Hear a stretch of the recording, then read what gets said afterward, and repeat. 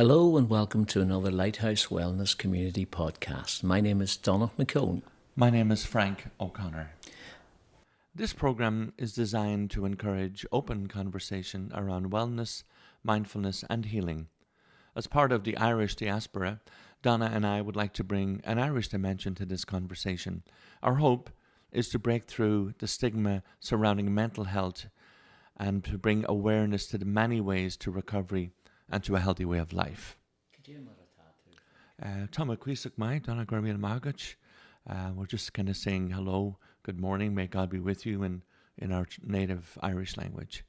At this time back in Ireland, it's a big Celtic festival time and religious Catholic and Christian time of St. Bridget, with a saint that is the second patron saint of Ireland and a very important time of the year. It's the time in Celtic terms of Imbolc. Imbolc was another way of saying, not quite with child, but with new spirit. It's the lambing season. It's spring, the start of spring and the emergence of light again into the world, and a kind of celebration of that. Yeah, I mean, it's interesting, the whole idea of St. Bridget and the St. Bridget's cross that we all know. It's actually not a cross. It's an ancient Celtic symbol. It looks a little bit like a cross, but it predates Christianity. The idea before the church made it into an official holiday was you would take the symbol and place it on your door to ward off evil spirits or malevolent people, keep them away from your home. But we all had, I mean, as a kid, every house that I knew on the 1st of February had a St. Bridget's cross up on the wall or on their door. And it was made out of reeds, if you probably remember. Yeah. You're older than me, so you remember Yes. Pre-Christian times then, do you? Yes, 6 months older than you, Donna. That's exactly right. It's a time of rebirth, of healing. One of the activities that people at that time, and still do, would be to bring out a piece of clothing for someone they wished for healing. They put it on the tree and they left St. Bridget or whatever higher power to actually bring healing to people. Yeah, I can remember some of that tradition, my grandmother too, talking about that. And they would have places, holy wells and places to go to place intention and parts of, like you said, parts of cloth or whatever, to place intention in those spaces. And they still do it at Faughart. That's the apparent home of St. Bridget, where they have a well as well, if you can have a well as well. As well, St. Bridget's well as well. Yeah, well. That's it. So we're talking about healing in general. That's what generally all of this is about, really. Talking about our own ways to healing and other suggestions and giving recovery or opportunities for recovery.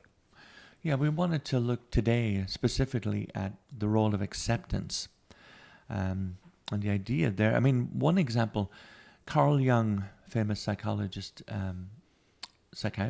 said, the most terrifying thing is to accept yourself completely. The idea is that if we're genuinely interested in intentional, conscious, positive change in our lives and inner growth, it's worth considering what seems to be a counterintuitive fact, and that is that patient acceptance can go a long way to catalyzing transformative change, and it actually precipitates a kind of transformational magic.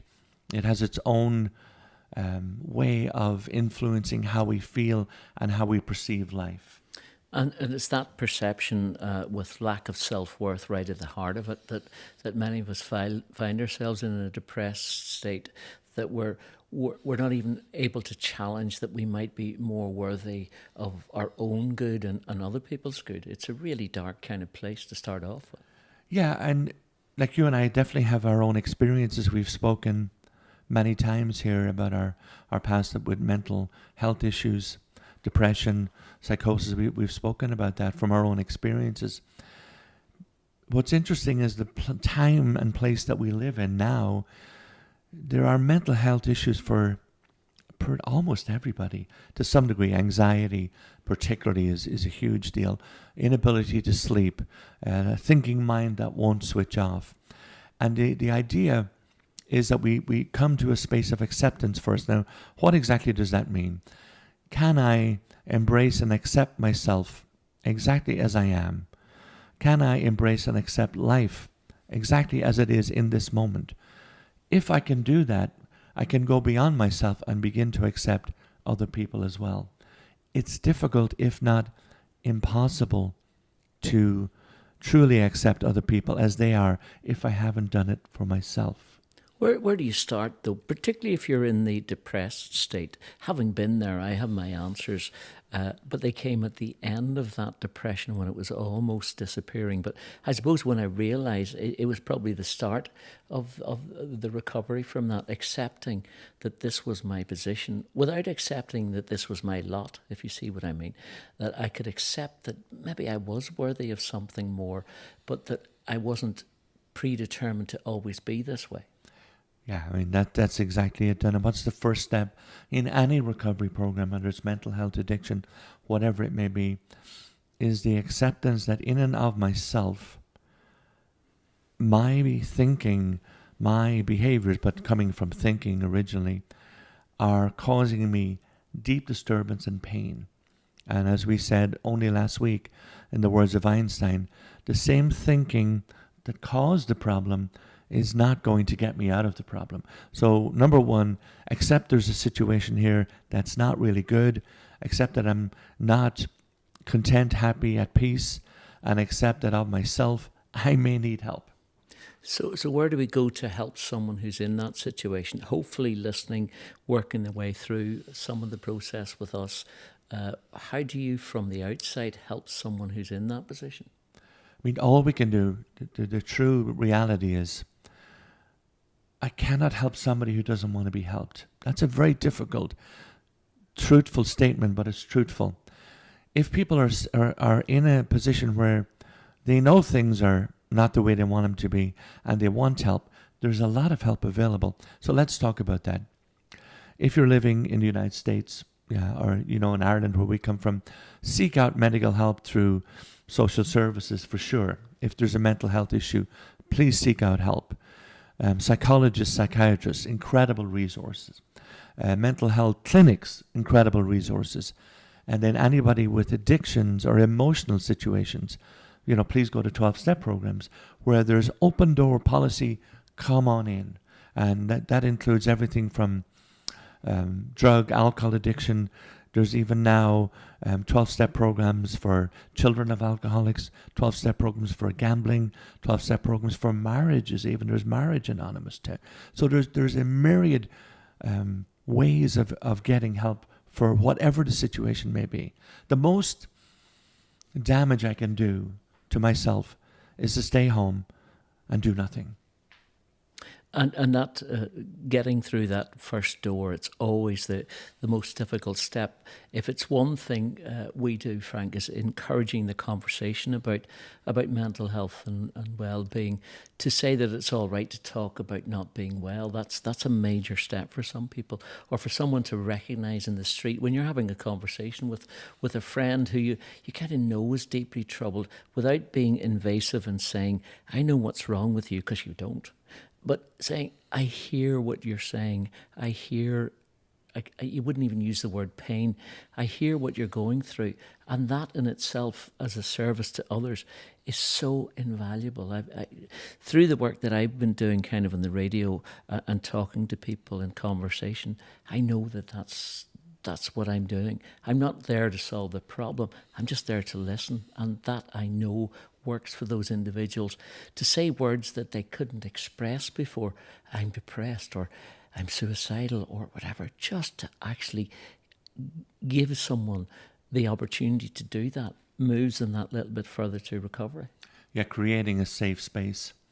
Wherever you may be, to the other person, it's okay. I accept you exactly as you are. I have no preconditions. And then if I go into my own truth, my own experience, hey, this is what happened to me. This is what I did. These are the things that happened. This is an open admission of my own situation. That also creates an incredibly open space for the other person then to begin to relate to what you're talking about, and also to know that it's safe to speak about whatever may be going on. I think we've talked about it before, this whole idea of non-violent communication. Right at the heart of it is that first acceptance of what the other person's message is. Judgment was one of the biggest things I found in the kind of depression state, that you were judging what other people were thinking of you. So if you're judging other people, very much somewhere in the core of you, you're judging yourself, and you're judging yourself very harshly at that point. You've got no one in your corner.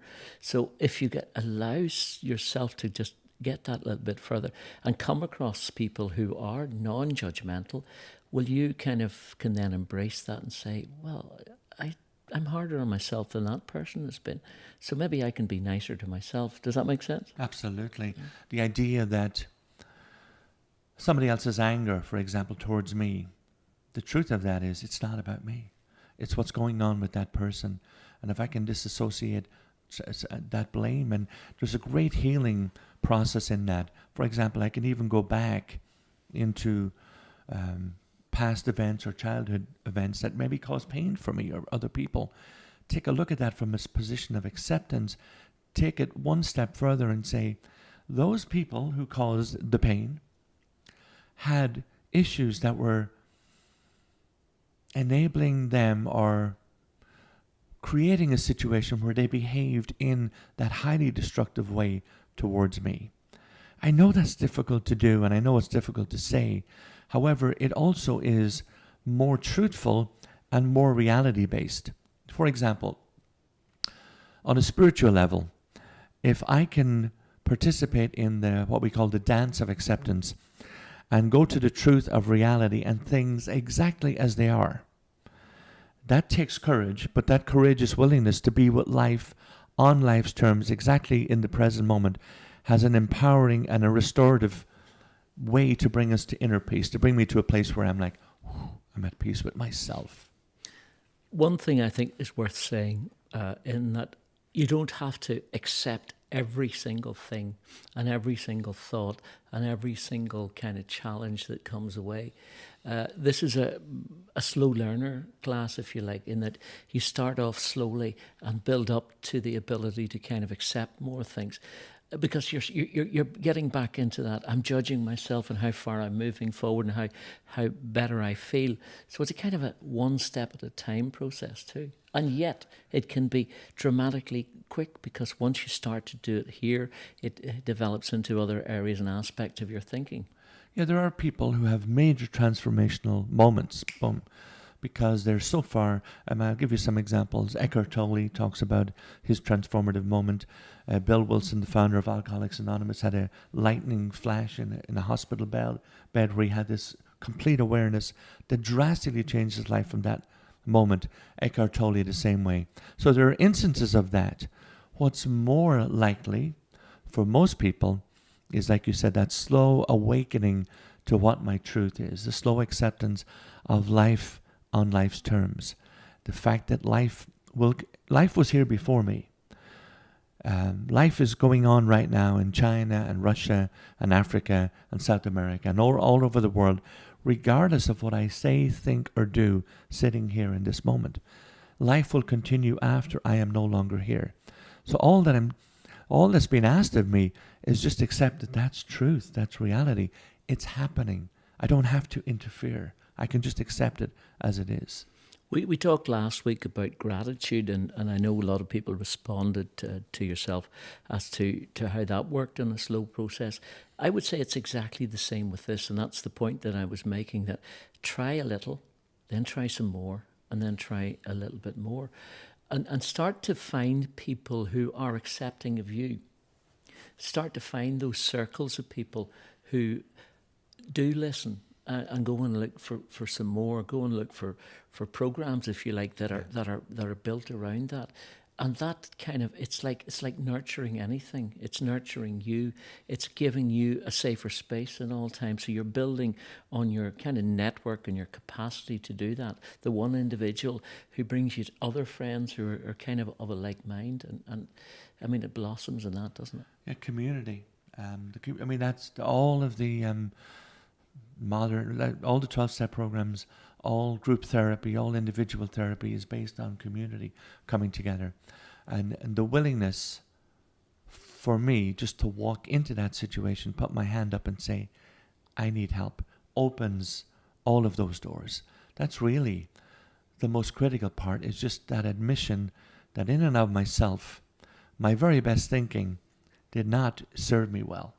And by reaching out to other people, it's actually really interesting, because if I take the moment and admit my own defects or faults or crazy thinking, it's almost impossible for other people not to respond to that in a kind and compassionate way, because I'm opening up my humanity, and other people will immediately see their own humanity through that. Is it too strong to use a word that we use from time to time, miracle? I mean, there's a miracle aspect to a lot of this. I know with myself that when I was in that mood of acceptance, that things happened over and above what I could believe could happen. I mean, I meet people on a daily basis who I would say are living what some people would call miraculous lives. Every addict that's walking around clean and sober today is a miracle. Every alcoholic who's walking around clean and sober today is a miracle. Every gambling addict, every person who's come through severe emotional pain, depression, suicidal thoughts, and is walking on our planet today, those are miraculous circumstances. And if you go back and talk to any of those people, you will find transformational moments occurred, as did for me, that brought in the idea of acceptance and admission coming hand in hand together. And those are miraculous things. I believe that.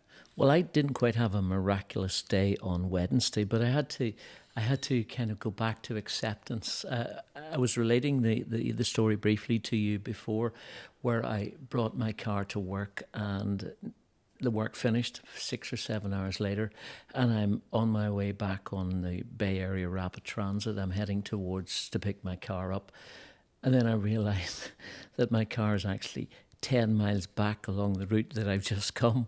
So first of all, I let a gasp of, I almost said the stupid word, how stupid I am. And then I said, I made a mistake. I accepted it. And the journey back was so much easier. Now, it's not a great example, but it's an example, a simple example of accepting the circumstances. I created the circumstances, so I accepted them. And it made the journey back so much easier. And I wasn't then rushing to get through all the people that were walking past. And I just enjoyed and embraced the extra hour I had before I got home. Yeah, that's exactly it, John. Accepting life on life's terms. Something happened. Even if it's a mistake or whatever, it happened. Now, what's my choice in dealing with that, in my attitude? It reminds me of the story of the fish, the two fish swimming upstream. I think we talked about this before. And the big salmon comes in the opposite direction. And he said to the two boys, boy, the water's nice today, guys. And one little fish said to the other, what's he talking about? What's water? What's what? We're swimming in it. We're in the flow. So it comes back to that idea. Do I want to be the only fish swimming upstream, or do I want to be with like the log swimming with the flow, going with the flow downstream? Life is a lot easier if I sit on the log and gently meander down the stream of life, for sure. Well, we're going I hope we're going to have another live meditation this week. We did have one earlier last week, and it seemed to go down well. So we're going to do another one of those in a moment or two. Just to point out that there are a couple of things coming up. The Artist's Way continues. We'll hopefully be having one looking towards San Francisco, opening for one of those in the next few weeks. So we'll let you know more. And you're coming up with some more meditation days. Yeah, we have a meditation with music, which original Celtic music that I write, and also some Celtic chanting on the 24th of February in One Mind Dharma here in Petaluma. And also then on the 3rd of March, there's an afternoon of yoga, 2 different types of yoga, and also the Celtic meditation again taking place at the end of that. I'll also be playing music throughout the yoga sessions as well. So 24th of February, One Mind Dharma, the 3rd of March at Food Dog Yoga Center here in Petaluma. And it's fair to say we are on the lookout for other venues around the Bay Area. If it's something that you consider you might be able to help us find, to have more of these kind of meditation days, with perhaps an extension into kind of positive thinking, discussion like this, and all sorts. So keep your eye out, as it were.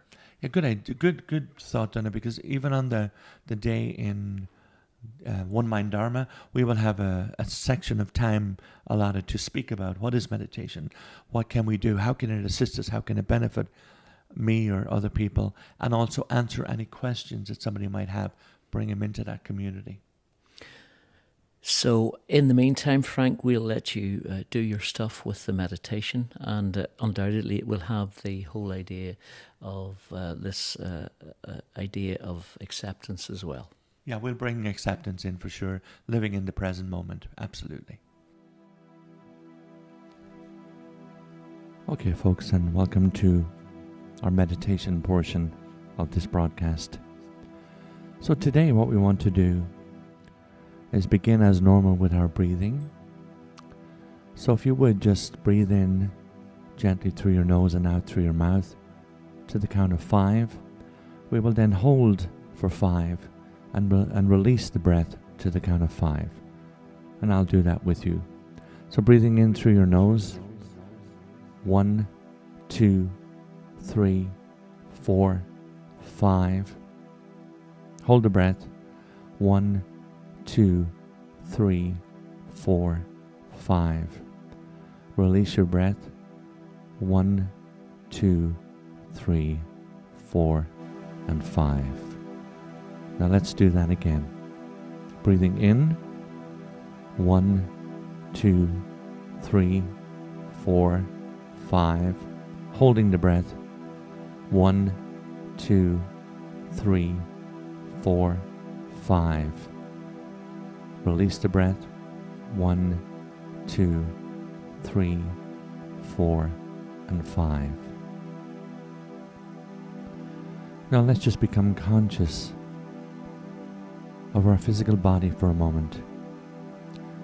If you can feel your feet on the floor, just press down so you can absolutely feel your feet on the floor. Bring attention to that. Now bring attention to your seated area. Just feel the seat that you're sitting on. Become aware of the support that's giving to your physical body. Now bring attention up to your neck and shoulder area. Just placing attention there. Is there any tightness? Is there any tension in that area? And if so, begin the process of releasing that tension. Bring your attention to your head area, the crown chakra, the top of your head, and your face.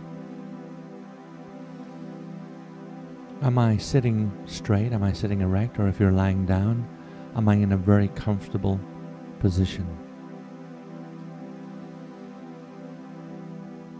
And now that we've brought awareness and attention to our physical body,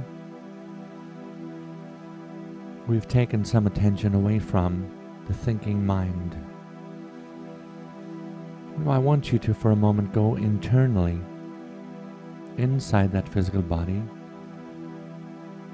and see if you can feel or sense what's actually sensing the physical body. Can you become aware of that internal self, that internal being that is simply sitting within this physical body that we just experienced? And if you can, just stay with that for a moment. If that's difficult, again, just keep the focus, attention on the physical body. Our only concern right now is to be present and aware and conscious of what is happening and where we are.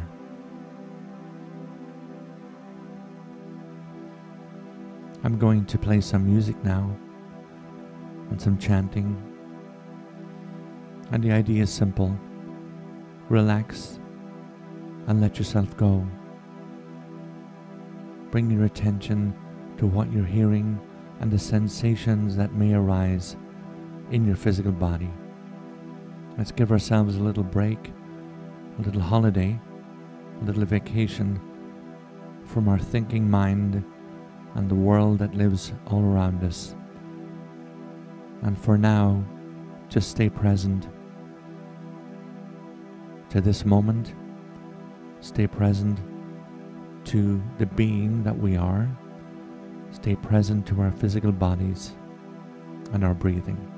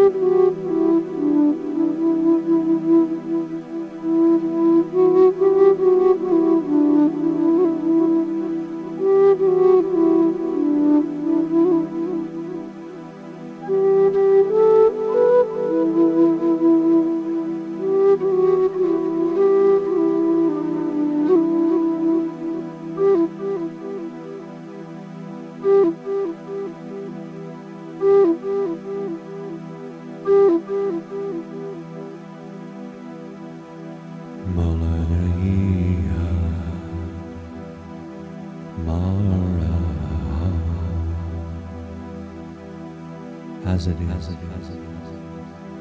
as it is, so be it, as it is, as it is. I am that I am. I am that I am. Oh, Mare Padme Hum. Oh, Mare Padme Hum. Moladaya Mara.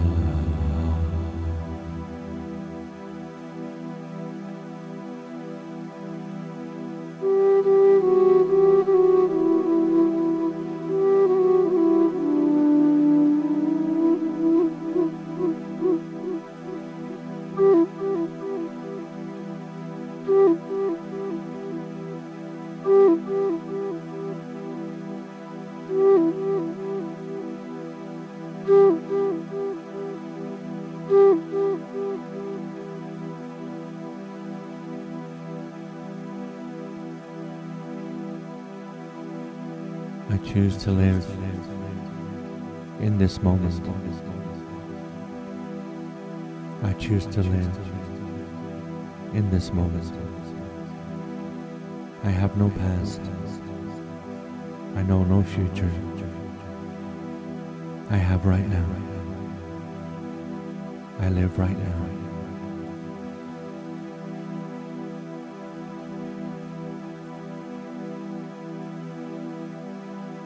I accept life on life's terms. I accept my physical body as it is.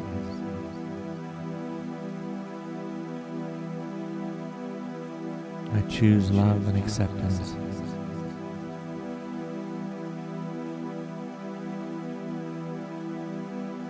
Moladaya Mara.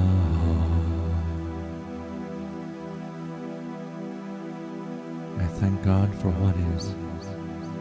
I thank the universe for what is. I give thanks for what is. As it is. As it is.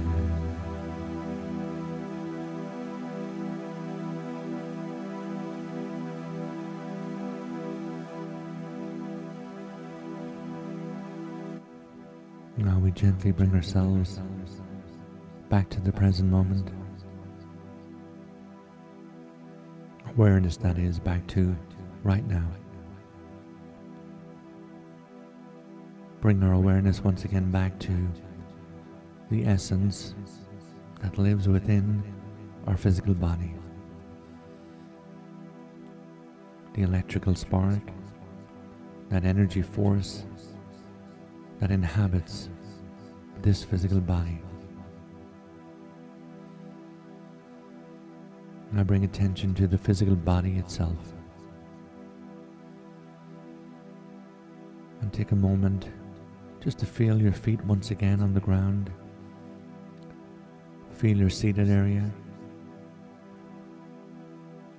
Feel your chest area, neck and shoulders, and the head area. And accept and acknowledge the body that I live in. I am fully conscious of this body. I choose to be conscious of this body. And that concludes our meditation on self-acceptance and acceptance of all things as they are for today. So once again, thank you, Frank, for another meditation. I'm going to practice that chanting. I'll be in the choir next week. Any room for the likes of me? Always room, Donna. That's the cool thing about a choir. There's always room for somebody else. Sometimes the conductor or the teacher might say, Frank, you might want to keep your voice down a little bit. But there's always room in a choir for somebody. And again, one of the things we did in the meditation today, Melody Maraha, you've heard me chanting that. Maraha means life as it is, exactly as it is. So that's what we were doing. I'm very good at the Marcel Marceau version of choir, so I can do the sign language, but maybe not the voice. Thank you as ever, Frank. My name is Donagh McKeown. My name is Frank O'Connor. Namaste, everybody. Thank you.